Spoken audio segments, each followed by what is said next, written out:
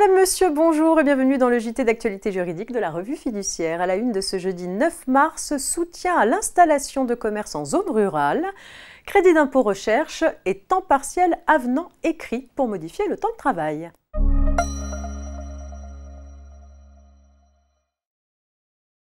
62% des communes françaises ne disposent plus d'aucun commerce, elles étaient 25% en 1980. Un déclin de la commercialité qui touche particulièrement les communes rurales. Pour lutter contre ce phénomène, le gouvernement lance un dispositif de soutien à l'installation de commerces dans des communes qui en sont dépourvues ou dont les derniers commerces ne répondent plus aux besoins de première nécessité. Concrètement, une aide financière à l'installation en zone rurale sera attribuée à des commerces sédentaires multiservices ou des commerces itinérants desservant plusieurs communes rurales. Son montant irait jusqu'à 80 000 € par projet, destiné à couvrir des dépenses d'investissement à l'exclusion de dépenses de fonctionnement et de constitution de stocks et de marchandises. Pour les commerces sédentaires, l'acquisition des locaux et les travaux de remise en état du local pourront être pris en charge pour moitié dans la limite de 50 000 €, auxquels pourront s'ajouter 20 000 € pour l'aménagement des locaux et l'acquisition du matériel professionnel, avec une majoration à 25 000 € si le projet présente un intérêt particulier en matière de développement durable ou un caractère innovant dans son modèle économique, circuit court par exemple, ou insertion de publics défavorisés, etc.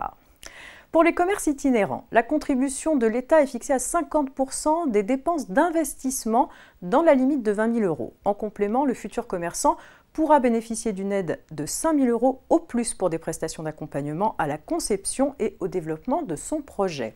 Le gouvernement annonce l'ouverture d'un guichet dédié le 1er mars 2023 auprès des préfectures chargées d'instruire les dossiers. Les porteurs de projets privés devront nécessairement disposer de l'appui de la commune d'implantation.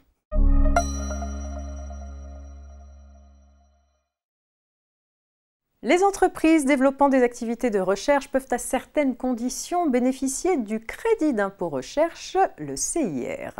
Parmi les dépenses pouvant être prises en compte figurent les dotations aux amortissements de biens et équipements acquis à l'état neuf et affectés directement à la réalisation d'opérations de recherche. L'achat de matériel d'occasion est par principe exclu. C'est sur ce fondement qu'une entreprise ayant acheté du matériel génétique végétal a subi un redressement fiscal. Pour l'administration, il s'agit d'un matériel d'occasion dès lors qu'il était déjà exploité par le vendeur dans le cadre d'activités de recherche que l'entreprise poursuit. Le matériel n'étant pas neuf, il ne peut donc pas être pris en compte dans le cadre du CIR. Saisis finalement de l'affaire, les juges donnent tort au fisc. Ils estiment que ce n'est pas parce qu'il est exploité dans la stricte continuité méthodologique et scientifique de la précédente entreprise que le matériel n'est pas neuf.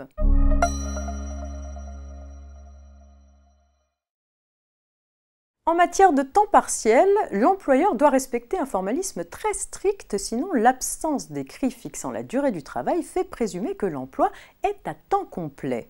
Dans une décision du 8 février dernier, la Cour de cassation rappelle que cette exigence d'écrit vaut tout autant pour le contrat à temps partiel initial que pour ses avenants qui modifient la durée du travail.